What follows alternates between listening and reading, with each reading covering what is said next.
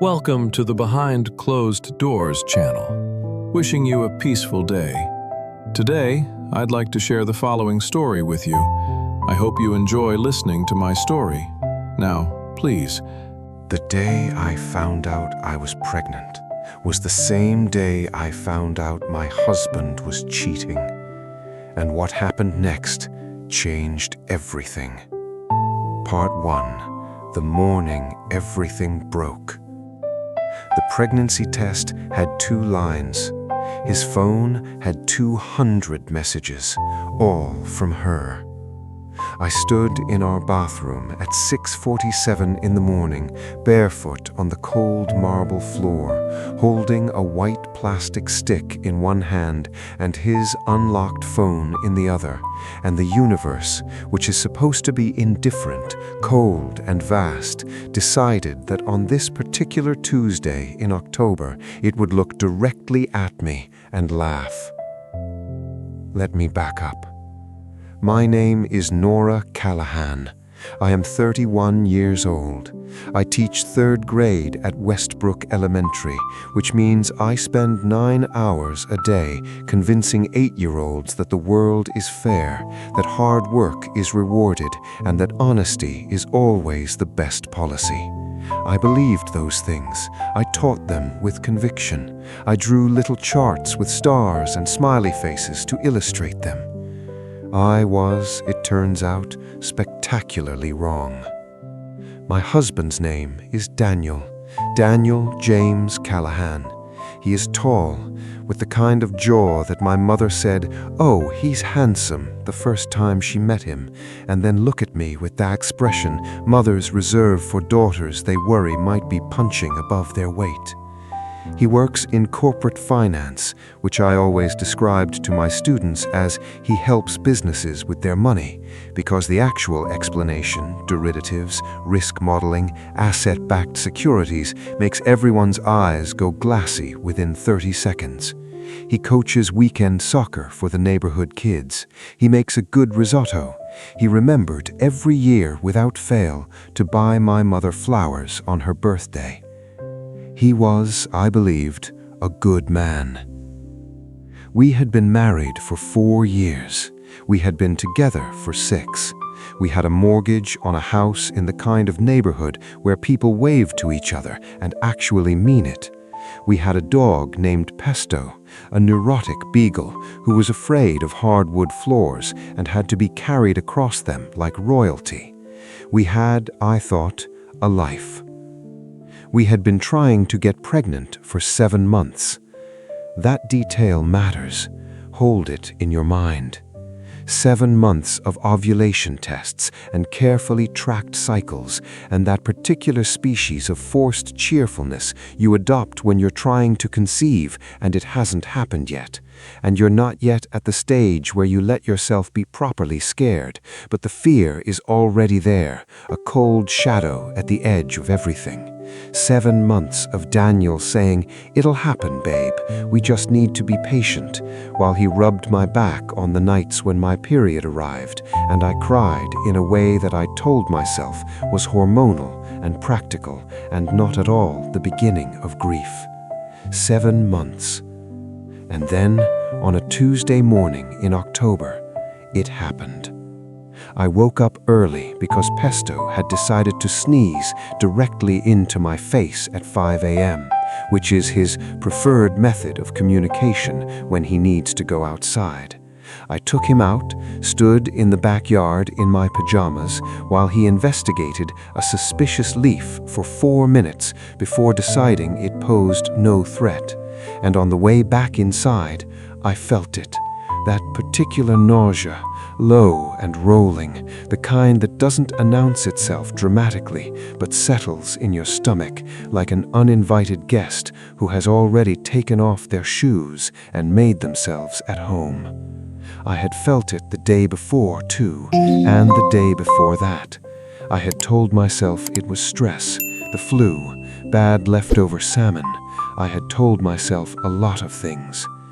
But standing in the kitchen, still in my pajamas, Pesto looking up at me with his soulful, cowardly eyes, I thought, what if? The test was in the cabinet under the sink. I had bought a box of them 2 months ago and used one, negative, and put the other one back and tried not to think about it too hard. I retrieved it now, padding into the bathroom, and took it, and waited. 1 minute, 2. I counted the tiles on the floor, 42 tiles. I thought about the lesson plan I had to finish for Thursday. I thought about whether we were out of coffee. I thought about everything except the small white stick sitting on the edge of the sink. Then I looked. 2 lines. 2 lines. Pink, definitive, absolutely certain. 2 lines. I sat down on the edge of the bathtub. I put one hand over my mouth. I felt something move through my chest that was too large to name. Joy and terror and disbelief all knotted together, the emotional equivalent of trying to swallow something whole. I was pregnant. I needed to tell Daniel. Daniel was still asleep. He'd come home late the previous night, a work dinner, he'd said, texting me around 9 to say he'd be back by 11, arriving closer to midnight, kissing my cheek in the dark while I half woke, smelling of wine and something else I registered and then let go of because I was tired and because I trusted him. His phone was on the bathroom counter. He always left it there charging, a habit that had started, he said, because he was trying to be better about looking at it first thing in the morning. A habit I had found endearing, a habit that was, I would understand in approximately 45 seconds, the kind of irony that novelists use and that real life is not supposed to deploy this shamelessly. I picked up his phone to set it aside. It was unlocked. The screen was open on a message thread. Her name in his phone was M. Just the letter, not a name, a letter. Later, my sister would point out that this was the kind of thing only guilty people do, give someone a single letter alias so that when the phone lights up in a restaurant or on a nightstand, there's no name to explain, just an anonymous initial that could belong to a colleague, a friend, a work contact, anyone. It's a small act of cowardice dressed up as caution. I saw the letter M. I saw the most recent message, time-stamped 11:58 p.m., 6 minutes after he'd arrived home, kissed my cheek, smelled of wine and something else I registered and then let go of because I was tired and because I trusted him. Miss you already. Last night was perfect. The bathroom was very quiet. I am a third-grade teacher. I have spent years developing what my colleagues call my regulation face, the expression I wear when Marcus Chen flips over his desk, or when Lily Patterson bites another student, or when I open my email to discover that a parent has written a 3-page complaint about the way I grade spelling tests. It is a face that says, I am calm, I am in control, I am managing this. It is a face that lies on my behalf so that the children in my care do not feel the chaos of the adult world leaking into their classroom. I made that face in the empty bathroom, alone, for no one. Then I scrolled up.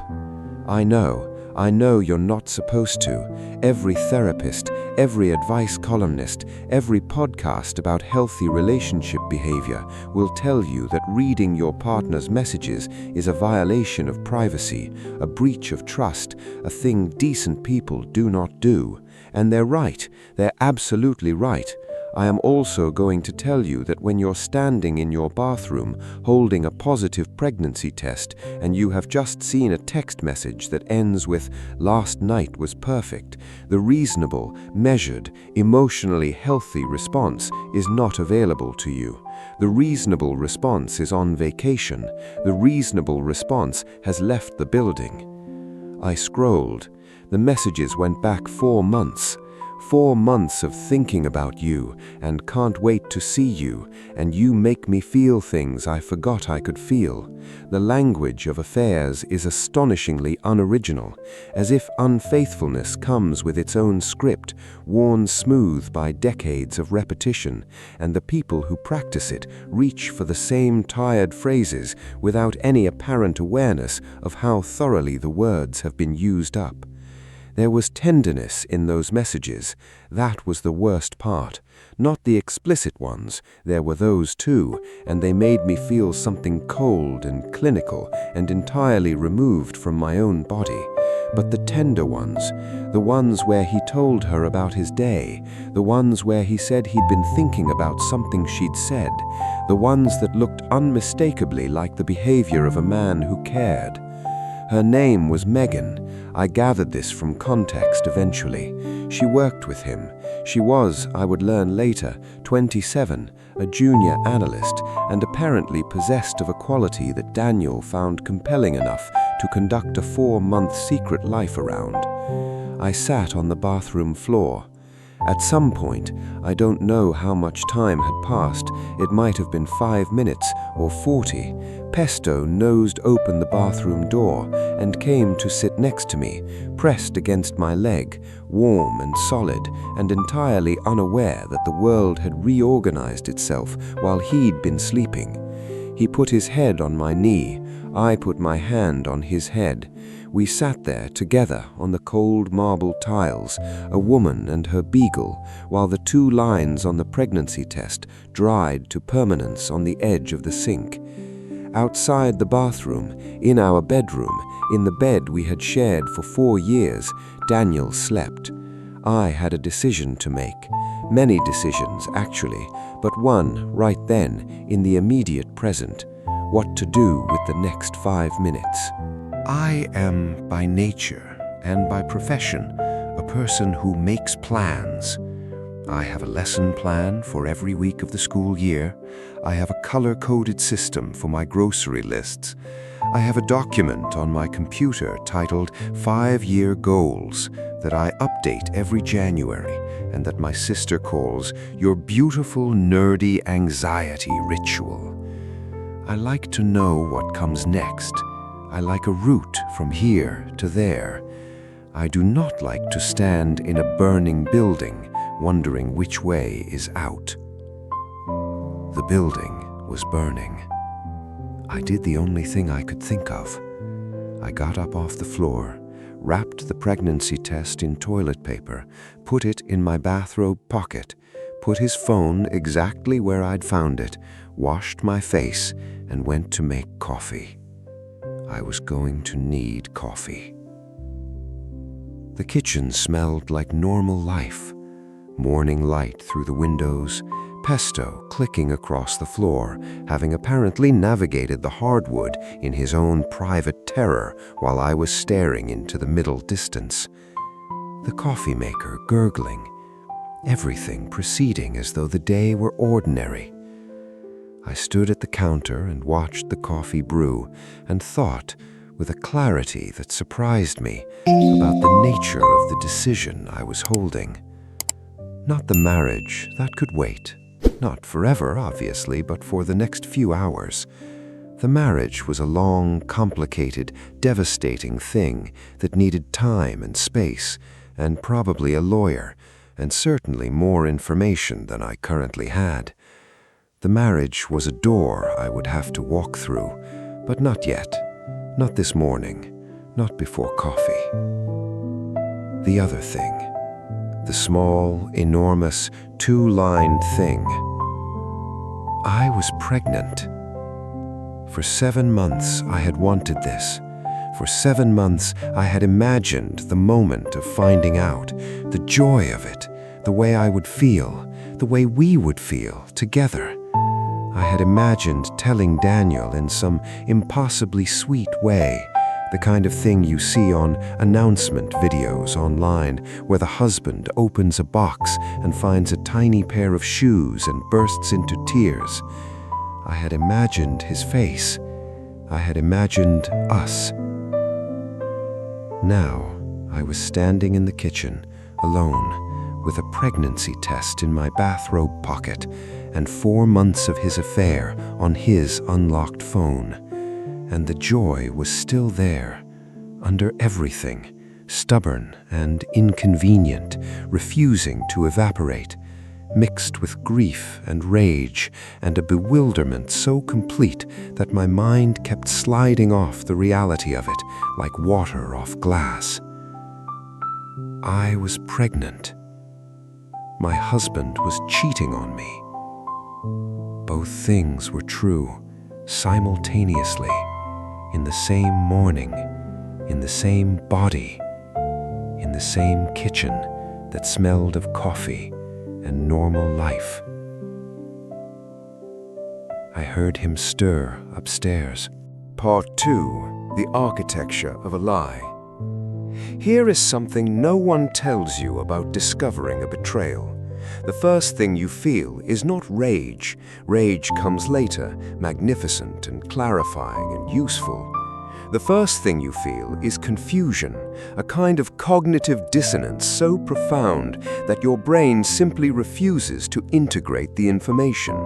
It sits there, separate, like a foreign object your body hasn't yet decided whether to absorb or reject. I know this because I have since talked to other women who have been where I was that morning. I found them eventually through the unsentimental mechanism of Google searches and online forums at 2 a.m. And what they all described matched what I experienced: the strange, suspended calm of the first hours, the almost clinical detachment, the sensation of moving through your own life as though watching it from a slight distance. It is, I think, a mercy. The full weight of the thing would be unsurvivable if it arrived all at once. The brain, adaptive, protective, occasionally infuriating, parcels it out. Daniel came downstairs at 7:15. He was wearing his grey Henley and his reading glasses, which he put on first thing in the morning now that he was in his mid-30s and his eyes were beginning to stage their quiet revolt. He had not combed his hair. He looked, with the specificity that only years of proximity can produce, exactly like himself, slightly rumpled, unhurried, at home in the morning in the particular way of people who are good sleepers and untroubled by their own consciences. "Morning," he said, and went to the coffee maker. "Morning," I said, and just like that, we were having a normal Tuesday morning. There is something I need to explain about my marriage before I continue, before the affair, before the phone, before the pregnancy test in my pocket. I did not think we were unhappy. That is the thing that will haunt me longest. Not the betrayal itself, but the fact that I didn't see it coming, which means that the life I thought I was living was, in some fundamental way, a different life than the one I was actually in. We argued, yes. We had seasons of distance, periods when work or exhaustion or the grinding logistics of adult life made us feel more like roommates than spouses. There was a stretch around year 3 when we went 6 weeks without what I would call a real conversation, not logistics, not scheduling, but the actual exchange of inner life. I had noticed it. I had not apparently responded to it correctly. But I had not been unhappy. I had thought we were fine. I had thought the ordinary friction of a long relationship was exactly that, ordinary, navigable, the kind of thing couples workshop their way through and then emerge from with some new understanding of each other. I had thought wrong. Daniel poured his coffee and leaned against the counter and looked at me with the pleasant, open expression of a man who has had a full night's sleep and is feeling generally good about his morning, and I thought, he has no idea I know. The power of that knowledge sat in my chest like a stone. "You okay?" he asked. "You look pale." "I'm a little nauseous," I said, which was true. "I think I might be coming down with something." "You should take it easy today. Want me to make you toast before I go?" He made me toast.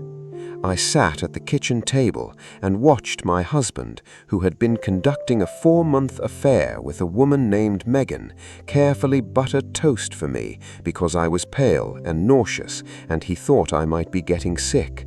And I had one of the most disorienting experiences of my 31 years, the recognition that kindness and betrayal are not mutually exclusive, that a person can do a thing that devastates you and also make you toast, that the person you love can be simultaneously the person who is destroying you, that people are not simply good or simply bad, but something far more complicated and harder to categorize, and this complexity is not a comfort at all, just an additional confusion. He put the toast in front of me. He kissed the top of my head. "I've got a late one tonight," he said. "Don't wait up." I looked at the toast. "Okay," I said. He left. The first person I told was my sister. Her name is Jess, and she is 3 years younger than me and approximately 300 years more emotionally equipped for crisis. Jess has the personality of someone who has thoroughly read all the self-help books and also retained the information, which is rarer than you'd think. She works as a crisis counselor, which is either a coincidence or the universe's long-term investment in my well-being, depending on how you look at it. She arrived at my house 40 minutes after I called her, which means she was speeding because she lives 30 minutes away. She came through the front door and looked at me sitting at the kitchen table with my untouched toast and my cold coffee and pesto in my lap and said, "Okay, tell me." So I told her. I laid it out in the order it had happened: the nausea, the test, the phone, the messages.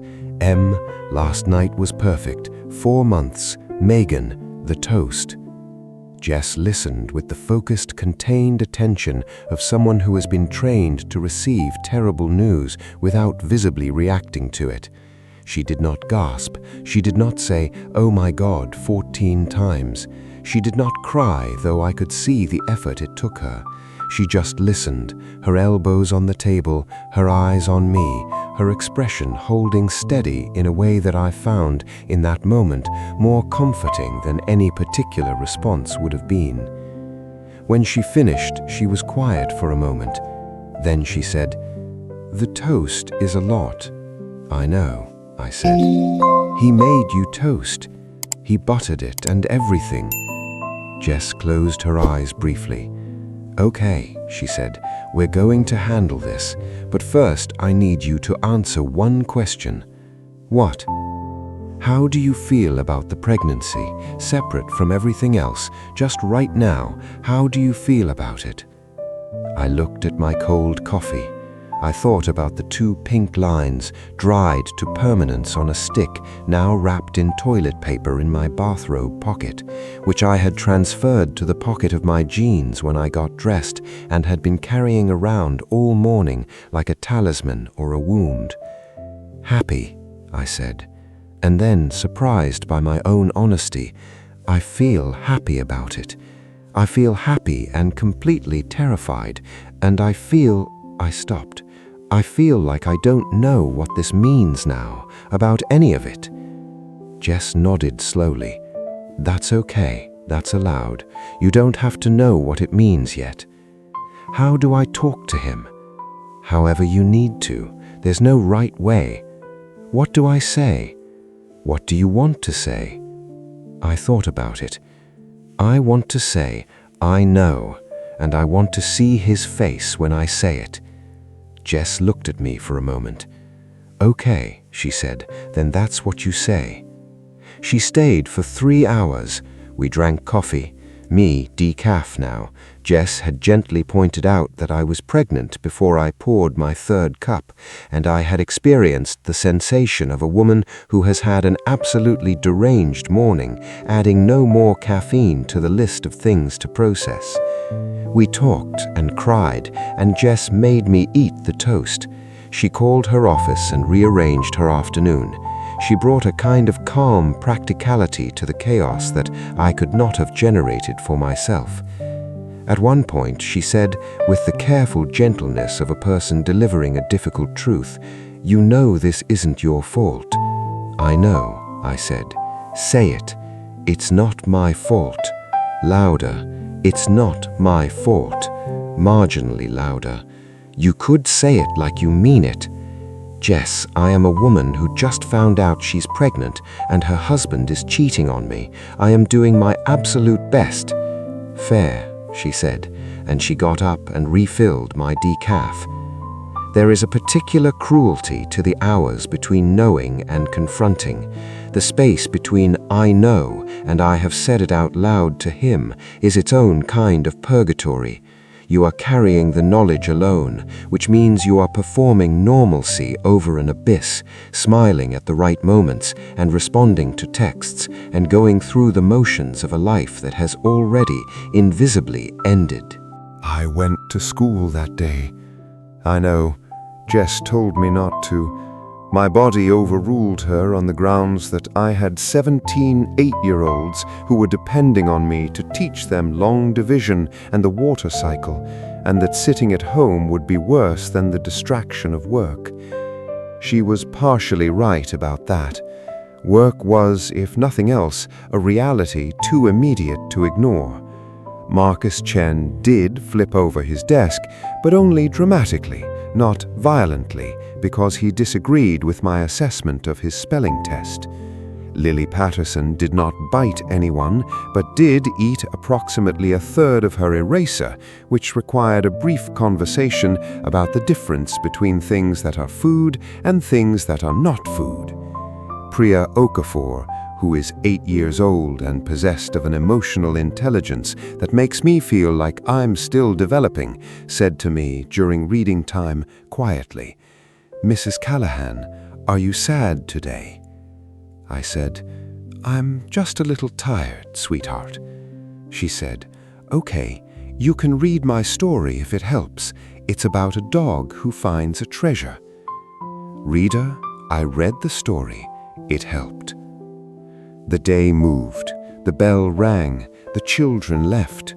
I sat in my empty classroom between small chairs and half-finished art projects and a bulletin board that read, "Believe in yourself," in letters cut from construction paper, and I thought, I have to go home. I have to go home and say, I know. I called my friend Rachel on the drive home. Rachel has been my best friend since the 7th grade, which means she has seen me at every possible altitude of the human experience, including the time I accidentally wore my dress inside out for an entire first date and only discovered it in the restaurant bathroom at dessert. Rachel is not a counselor or a therapist or a professional at any of this. What she is someone who has known me for 19 years and loves me without conditions. I said, "He cheated," when she picked up. A pause. "Tell me you're parked," she said. I'm parked. I had pulled into the parking lot of a CVS. I found out this morning. Another pause. Then, with the particular quality of a woman who has arrived at the outer limit of her professional language and decided to dispense with it entirely, "That son of a bitch." It was, I want to note, exactly what I needed. Rachel's approach to crisis differs from Jess's in ways that are both obvious and deeply complementary. Where Jess brings structure and measured inquiry, Rachel brings uncomplicated fury on your behalf, which is a different kind of support, but no less valuable. Between the two of them, over the course of that day, I had my emotional needs comprehensively covered. I said, "There's something else." "What?" "I'm pregnant." Silence, a long one. Then, "Nora, I know." Both things, on the same day, on the same morning, in the same bathroom, within about 4 minutes of each other. That is... Rachel stopped. "The universe owes you something enormous, like prize level enormous. You should be getting a trophy." I would accept a trophy, I said. She laughed, and I laughed, and we laughed in the way that people laugh when the alternative is something they can't afford in a CVS parking lot on a Tuesday afternoon. Then she said seriously, "Are you okay?" "Not even a little bit," I said, "but I will be. Do you want to come over? I need to talk to him first, alone. Call me after. Yes. Nora. Yeah. I love you, and he doesn't deserve you." I sat with that for a moment. "Thank you," I said. I started the car and drove home. Part 3. The Confrontation. The house was dark when I got there, which meant he wasn't home yet. I had 90 minutes, give or take. I used them. I will not pretend that the 90 minutes were spent in calm, rational preparation. They were not. They included a period of sitting on the kitchen floor again. I seem to have developed a floor-sitting habit in the span of a single day, during which I experienced consecutively rage, finally clarifying, the good kind, grief, a wild and completely unhelpful urge to call my mother. I did not, because my mother would have been in the car before I finished the sentence, and I was not ready for my mother. More rage, a brief practical interlude during which I thought about logistics in the way that people think about logistics when they need something concrete to hold on to, and then a kind of stillness that settled over me like the surface of water after the last ripple has passed. During the practical interlude, I made a decision. I was going to tell him about the pregnancy, tonight, in the same conversation. I was going to tell him I knew, and then I was going to tell him I was pregnant, and the order of those revelations and the way they landed together in the air between us would be, I felt, an honest representation of the morning I'd had. I had considered not telling him. I had considered waiting for the confrontation, for the dust to settle, for some clearer sense of what I was going to do. But the pregnancy was not something I could manage alone, not tonight, not given what I was already managing. And some stubborn, maybe irrational part of me wanted him to understand the full scope of what he had done. The pregnancy test and the phone in the same morning. The joy and the devastation with no gap between them. He needed to understand the geometry of this. I also, and this is the part that's harder to explain, felt that the baby deserved to be named tonight, even in the context of the worst night of my marriage, especially in the context of the worst night of my marriage. This small, new, two-lined thing had done nothing wrong. It had arrived at the worst possible moment with a cheerful indifference to circumstance, and I was not going to let it be minimized or delayed or treated as a complication. It was not a complication. It was my child, and it deserved to be acknowledged, even if the acknowledgement happened in the ruins of a marriage. I heard his key in the door at 8:23 p.m. He came in the way he always came in, the sound of his bag hitting the bench in the hallway, the brief jingle of Pesto's tags as the dog appeared from wherever he'd been sleeping to investigate the arrival, the slight scuffle of them greeting each other. Daniel always spent 30 seconds with Pesto before he did anything else. It was one of the things I had loved about him. "Hey, I'm back earlier than I thought. The client dinner wrapped up fast." Client dinner. New. Last night it had been a work dinner. Now it was a client dinner. He was updating the architecture of his alibi, brick by brick. "I'm in the living room," I said. He came in. He was loosening his tie, jacket over his arm. He looked good. He always looked good when he came back from these things, energized in a specific way of a person who has spent time with someone they're excited about. I know that now. I didn't know it then. He looked at me. He stopped. There is something about a face you know extremely well. Something about the way, after years of proximity, you can read its micro-expressions with an accuracy that bypasses language entirely. I knew his face. I had been studying it for 6 years, and what I saw on it in the moment before he composed himself was not the breezy unconcern of a man who has done nothing wrong and has no reason to be afraid. It was a flinch, invisible if you weren't looking for it, but I was looking for it. He sat down across from me. "Charlie, what's going on?" he said. I took a breath. "I want you to tell me about M," I said. The silence that followed had a texture to it, dense, sharp-edged, the silence of a word that landed and detonated. His face moved through something fast and complicated, and then settled, with visible effort, on an expression of confusion. "What?" he said. "M," I said. "In your phone, the messages you've been sending for 4 months, the one that said last night was perfect at 11:58 last night, 6 minutes after you came home and kissed me on the cheek while I was asleep." He was very still. This is the moment in stories like mine where different things happen. Some men deny, some cry, some rage against the accusation, attacking the questioner as a way of deflecting the question. Some crumble immediately, as though the confession had been waiting to happen, and the asking of the question is a mercy, the lifting of a weight they've been carrying alone. Daniel looked at me for a long moment with an expression I had never seen on his face before, and then he put his face in his hands. "Nora," he said. His voice was strange, hollowed out.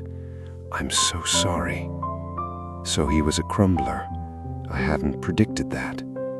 "Tell me about her," I said. "It doesn't tell me about her." He told me. Her name was Megan, as I had determined. She was 27, a junior analyst. They had been working on a project together. It had started in June. Just talking, he said, which is the thing people always say, as if just talking is not where everything starts. It had become something in July. He didn't know what to call it.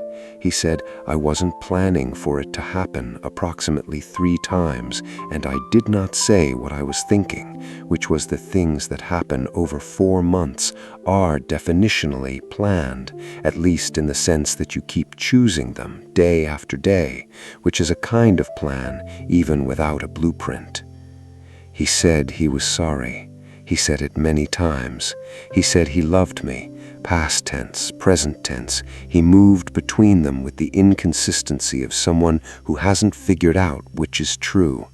He cried at some point, genuinely, I think, the tears of a man who is confronting the consequences of his own choices and finding them significantly worse than he'd imagined.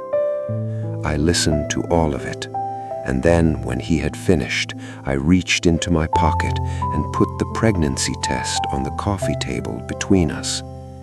2 lines, pink, dried, definitive. He looked at it. He looked at me. "I found out this morning," I said, "before I found your phone, in the same bathroom, about 4 minutes apart." The silence that followed was the loudest thing I have ever heard. His face did something I don't have language for.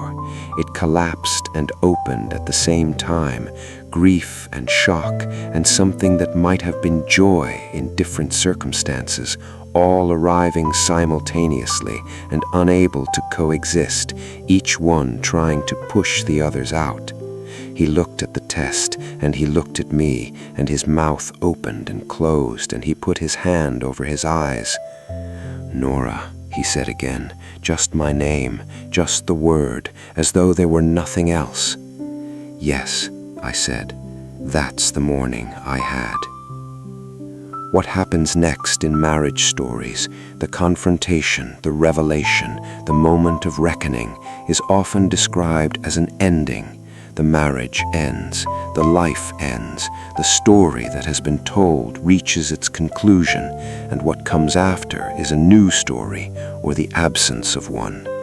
But I was not at an ending. I understood, sitting there on the couch across from a man I had loved for 6 years, at the most complicated middle of my life. I was pregnant. The baby was real. The baby was not a bargaining chip or a reason to stay or a reason to go. It was a person beginning with its own future that did not depend on the state of our marriage. Whatever happened between Daniel and me, this child would exist, would have a father and a mother and a dog who was afraid of hardwood floors. The logistics of this were staggering, and I was not ready to work through them tonight. But there were things I needed to say. "You need to go," I said. "Tonight, go to a hotel, go to your brother's, go wherever, but not here." He looked up. "Nora, I'm not ready to talk about what comes next. I can't do that tonight. Tonight, I need to be alone in this house with my dog and the information that I'm pregnant, and I need you to not be here." He was quiet for a moment. Then, "Is the baby?" He stopped. "Are you okay medically? Is everything—" "I don't know yet. I haven't seen a doctor. I plan to call tomorrow." "Can I—" He stopped again, started again. "Can I know when you know?" I looked at him. This man I had married, this man who had been conducting a 4-month affair with a 27-year-old colleague while I tracked ovulation cycles and hoped for a positive test and believed, absolutely believed, that we were trying to build a life together. This man who had just visibly understood for the first time the full weight of what he'd done. "Yes," I said, "you can know." He packed a bag. He was quiet and efficient about it, which was its own kind of acknowledgement. He did not argue, did not negotiate, did not ask for more time or one more conversation. He moved through the bedroom with the careful deliberateness of someone who is trying very hard to do the minimum amount of additional damage. He said goodbye to Pesto. He stood in the doorway for a moment. "I love you," he said. I know that doesn't... He stopped. "Good night, Daniel," I said. The door closed. I sat in the silence of the house. Pesto climbed into my lap, despite being a full-sized beagle and considerably too large for this to be comfortable for either of us. He turned 3 times and settled, his weight substantial and warm against my legs, his breathing steady and slow. I put my hand on him. I thought about the baby, about the specific, extraordinary coincidence of its arrival, the most wanted and most inconvenient morning of its existence, a morning it will never know about, a morning that was for me the end of one life and the beginning I couldn't yet see the shape of. I thought about the 2 lines on a pregnancy test, pink and certain, on the same morning as 200 messages. I thought about what Jess had said. You don't have to know what it means yet. I sat with that for a while. Part 4. The Aftermath. The next 3 months were the hardest of my life. I want to be honest about this, because stories about betrayal have a tendency, in the telling, to organize themselves toward either redemption or resolution, and real life is messier than that. Real life has weeks where you think you're getting better, and then a Tuesday when you're buying coffee and the barista hands you your cup and you think, out of nowhere, he is maybe texting her right now, and the whole week collapses. I saw a doctor. The pregnancy was healthy, 8 weeks along, with a heartbeat that appeared on the ultrasound screen as a small, frantic blinking, urgent and insistent, absolutely certain of itself, indifferent to the complicated circumstances of its own beginning. I stared at that blinking for a long time. "Everything looks great," the OB said, with the cheerful efficiency of someone who delivers good news all day and has not yet been briefed on the complications. "Dad's not here today?" "No," I said, "not today." I called Jess from the parking lot of the medical complex and cried for 20 minutes, not from grief, or not only from grief, from the overwhelming contradictory reality of a healthy heartbeat in a marriage that might not survive, from the fact that something good and something terrible were happening at the same time, and I couldn't separate them, couldn't be purely happy or purely devastated, had to hold both in the same body that was, at this very moment, growing a person. "Both things can be true," Jess said. "The baby is good. The marriage is broken. Both can be true." "I know," I said. "It's very loud." "I know, it is." Daniel and I began something that his therapist would later call structured separation, and what I would call figuring out if there's anything left. He moved into a short-term rental apartment 3 miles away. He sent daily brief, careful texts, not declarations, not negotiations, just, "How are you feeling today? Anything you need?" I responded to some of them. The ones I responded to felt incrementally like choosing to leave a door slightly open. He also ended things with Megan. He told me this. I have no way of verifying it. Trust is not a switch you flip back on. It's a thing you rebuild slowly, in small increments over a long time. And at the beginning of that process, verification is not possible, and you simply have to decide to extend enough provisional faith to allow the process to start. I extended a sliver. The sliver held. He went to therapy. He told me what he was learning there, in the careful, gradually opening way of someone who is, for the first time, seriously examining their own interior. The picture that emerged was not flattering. A man who had felt invisible inside his own marriage and addressed that feeling not by naming it, but by looking for its resolution somewhere easier, where the stakes were lower and the history was zero. This is not an excuse. It is also not, I came to understand, a diagnosis of his deficiency. It was also a diagnosis of ours. Because here is the thing about marriages, and the thing I have had to reckon with in length in my own sessions with my own therapist. They are not one person's project. I had not been invisible in our marriage, but I had not been looking either.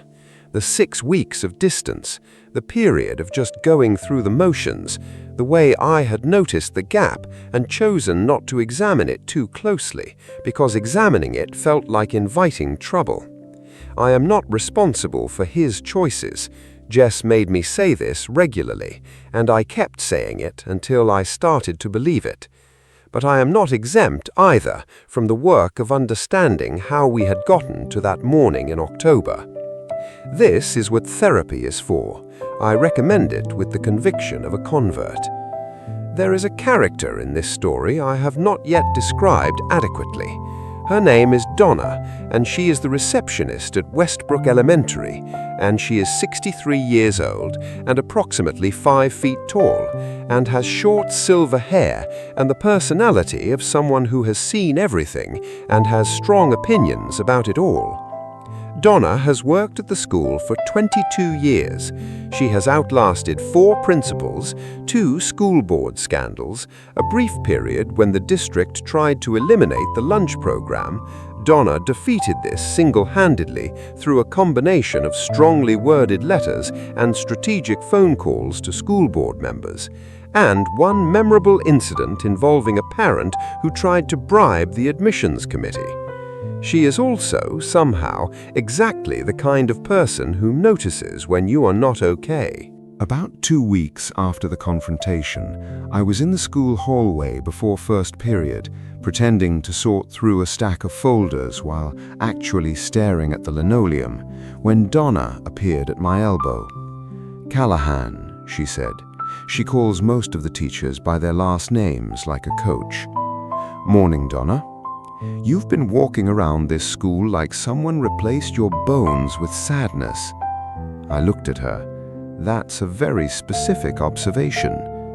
I notice things. How long?" "How long what?" "How long has something been wrong?" I looked at the linoleum. "About 2 weeks." "Husband?" I looked at her. "How did you—" 22 years. I've seen every flavor of teacher heartbreak. Husband or someone else?" "Husband," I said.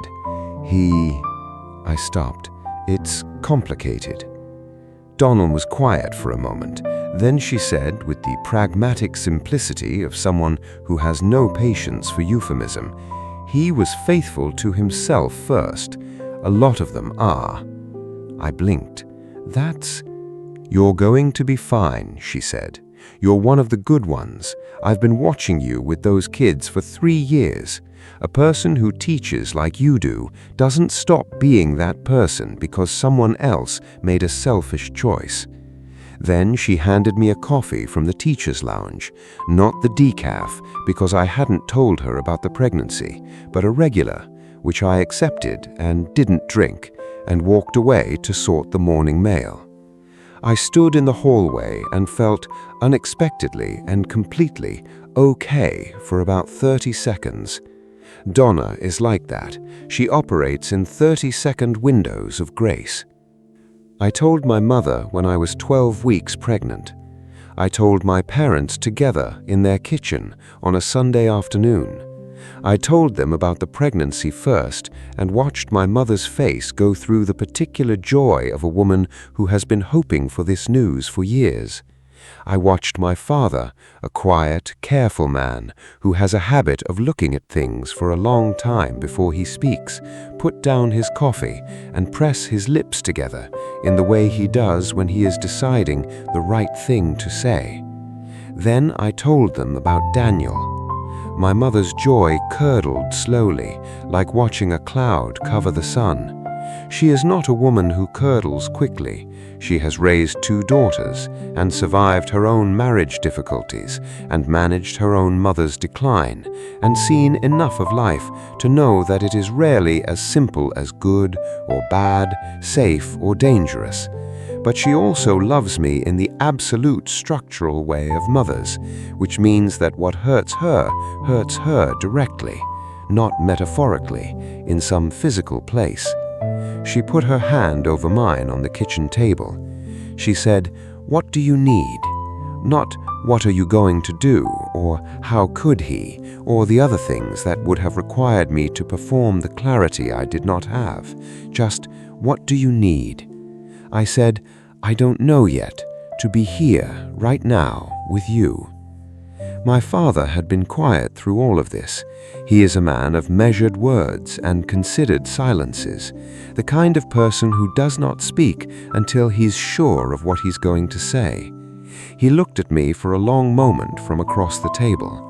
Then he said, "You're going to be a wonderful mother." Not, "He's a bastard," not, "Come back home," just, "You're going to be a wonderful mother." I cried for about 10 minutes after that. My mother held my hand. My father refilled everyone's coffee with the quiet efficiency of a man doing the only thing he could think of to be useful. Pesto, who had come with me, because Pesto always comes with me, put his head on my father's knee, and my father, without looking down, put his hand on the dog's head. Part 5. The long architecture of choosing. 6 months after the morning in October, I gave birth to a girl. Her name is Maya. Maya Claire Callahan. 7 pounds 4 ounces, born at 4:16 in the morning with a decisive, immediate cry that the nurses said was a good sign and that I heard as a statement of intent. I am here. I have arrived. Take note. I held her in the delivery room and felt something so complete that it temporarily rendered everything else, for about 90 seconds, irrelevant. The marriage, the affair, the months of therapy and grief and provisional faith and careful reconstruction. For 90 seconds, none of it existed. There was only this, a person, new, warm, bewilderingly real, making small sounds against my chest. Then everything came back, but differently. Daniel was there. I want to say that plainly because it matters. He was there. He had asked when the pregnancy was well established and we were in a tentative, fragile, still unresolved place, whether he could be in the delivery room. I had thought about it for 2 weeks.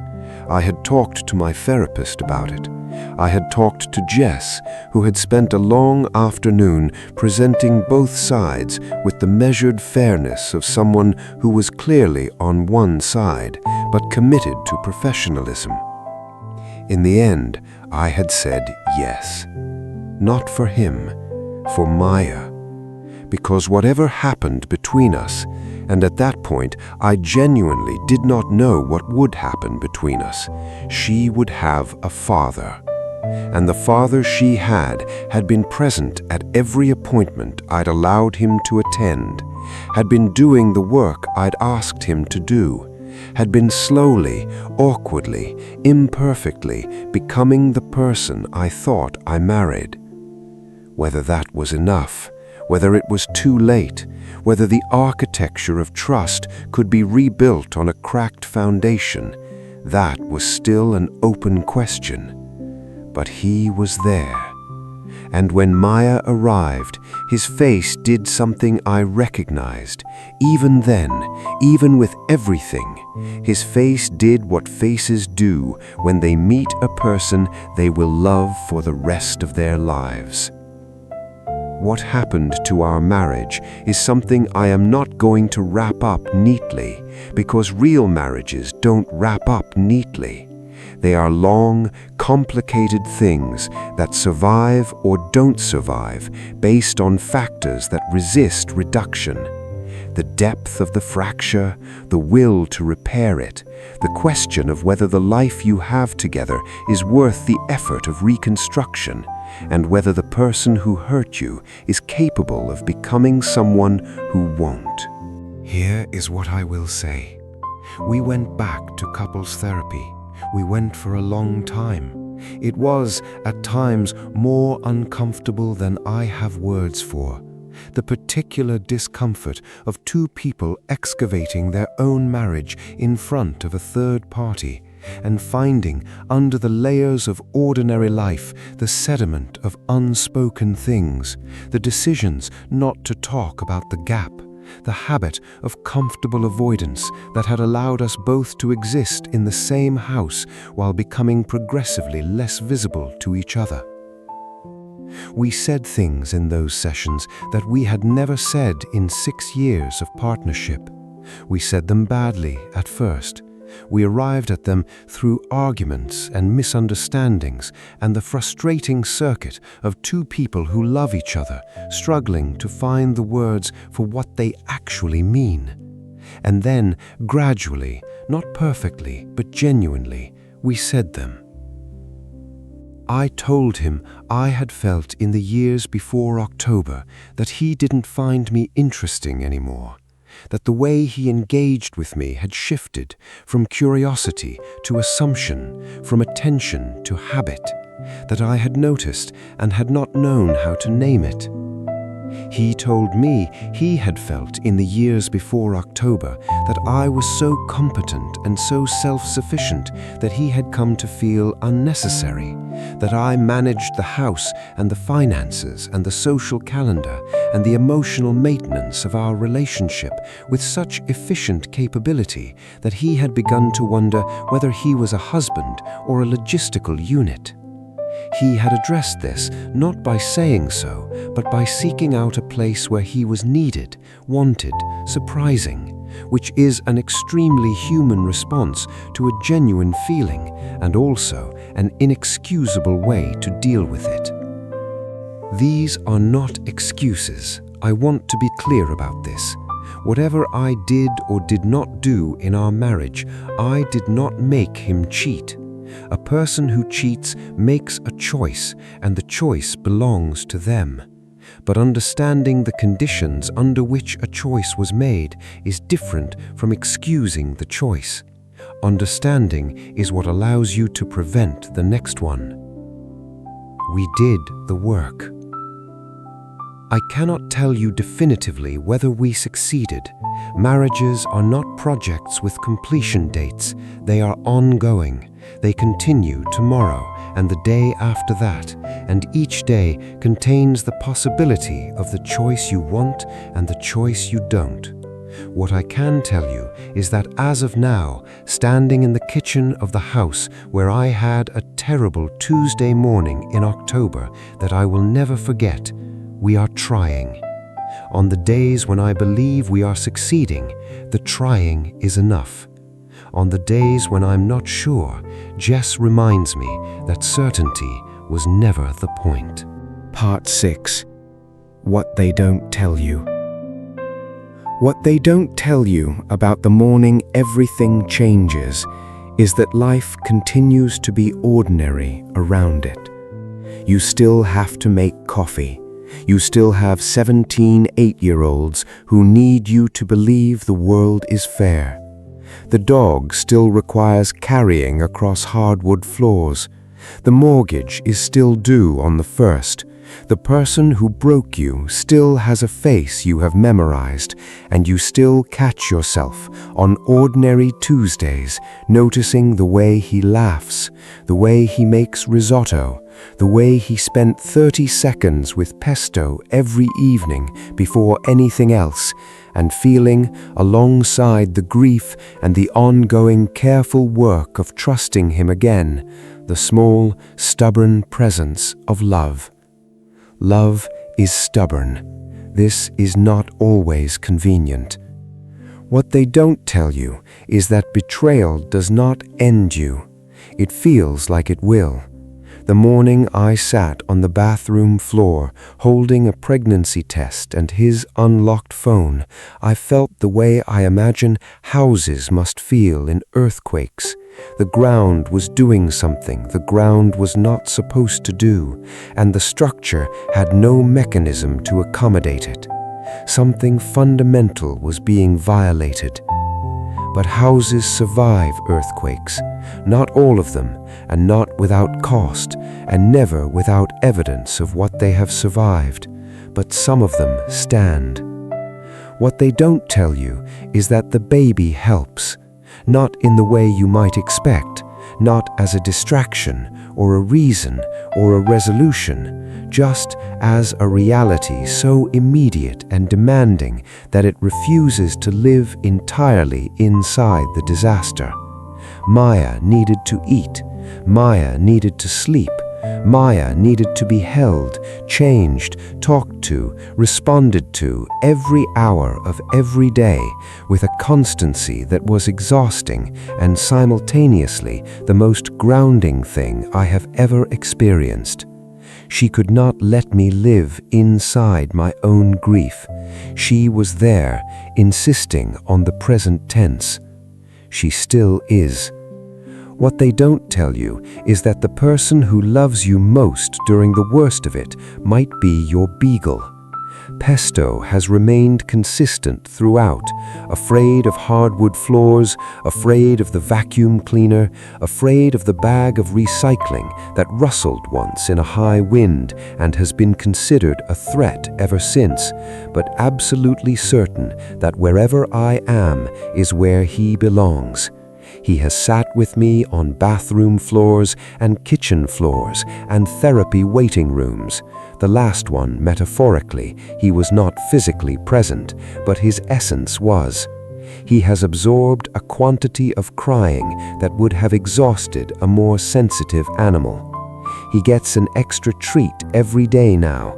He has not questioned why. He simply accepts it as his due.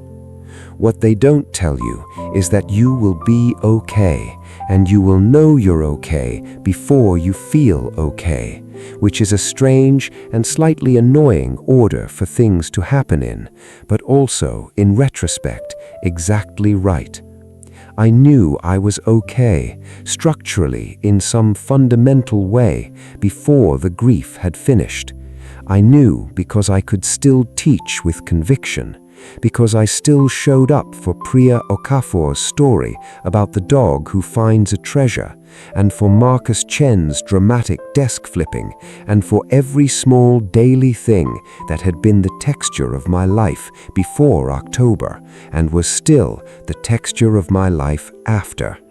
Because I was still there, still in my own body, still in my own life, still, and this is the thing, myself. He had not taken that. Whatever he had not taken that. Maya is almost a year old now. She has Daniel's jar and my eyes and Pesto's capacity for making herself at home in any situation, which is a trait I did not know could be genetic until I watched her demonstrate it at every social occasion since birth. She has already expressed a preference for being carried, which has made her and Pesto natural allies, united in their belief that locomotion is something to be outsourced whenever possible. She does not know, and will not know for a long time, about the morning of her announcement. She doesn't know that her first act in the world, before she was even 8 weeks old, was to arrive on the same morning as a catastrophe. She doesn't know about the 2 lines and the 200 messages and the bathroom floor and the toast. Someday, not soon, but someday, she might ask about it. Children ask about everything eventually, and my particular child, based on current evidence, is going to be the kind of person who asks about everything loudly and persistently until she gets an answer she finds satisfying. I will tell her when she's old enough. Not the whole story. The whole story belongs to me and to Daniel, and to the particular geography of a marriage that has survived itself. But the shape of it, the fact that things happen at bad times and that bad times are survivable. The fact that the same morning can contain 2 completely opposite and equally real things. The fact that she arrived in chaos and was regardless wanted, was regardless loved, was regardless herself from the very first moment. The 2 lines didn't know about the 200 messages. They arrived anyway. They committed. I think there's something in that. I'm still working out exactly what. Epilogue. What I know now.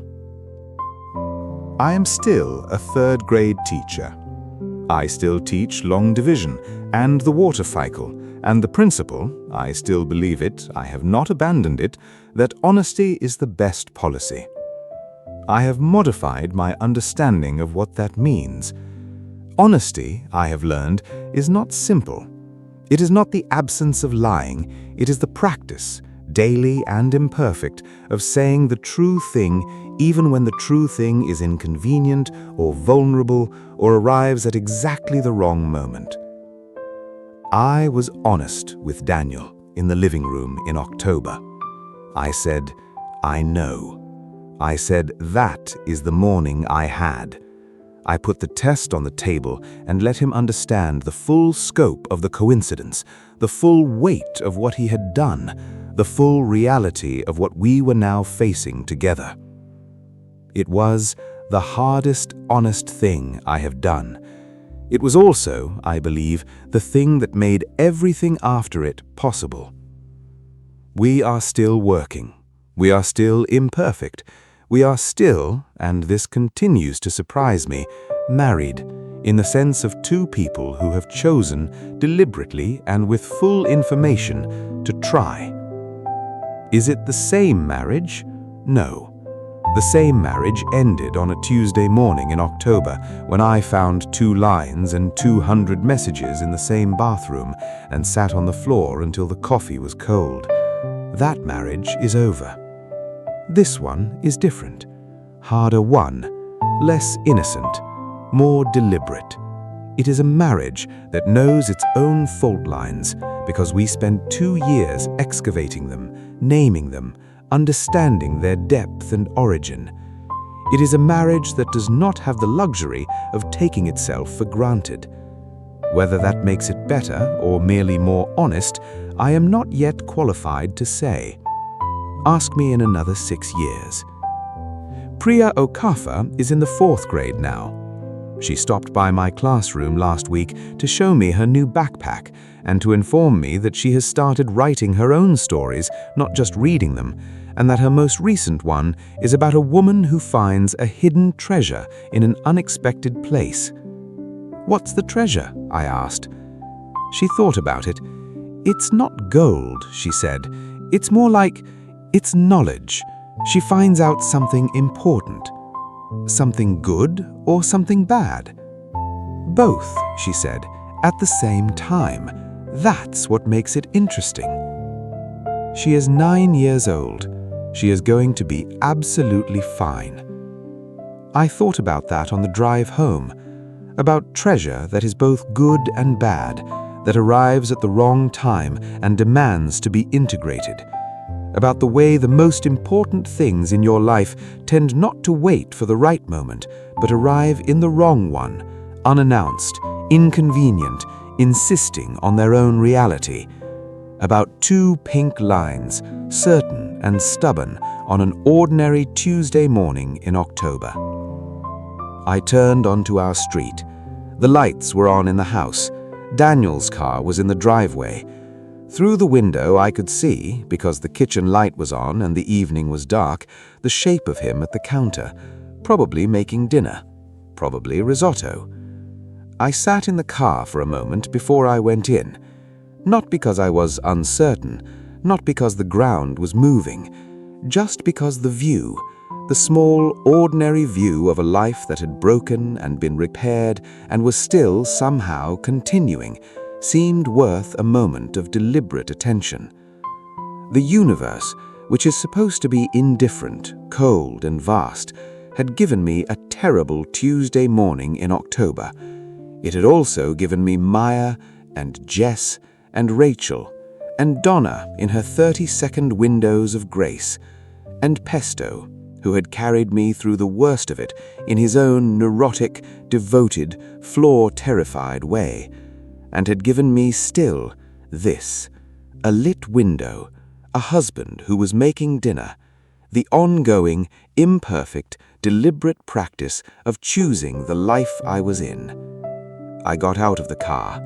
I went inside. This story is a work of fiction. Any resemblance to real persons, living or dead, is coincidental.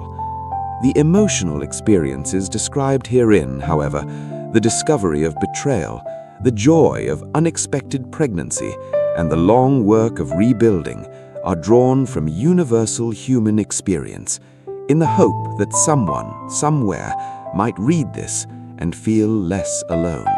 Thank you for watching the video. Please subscribe to the channel, like, comments, and share.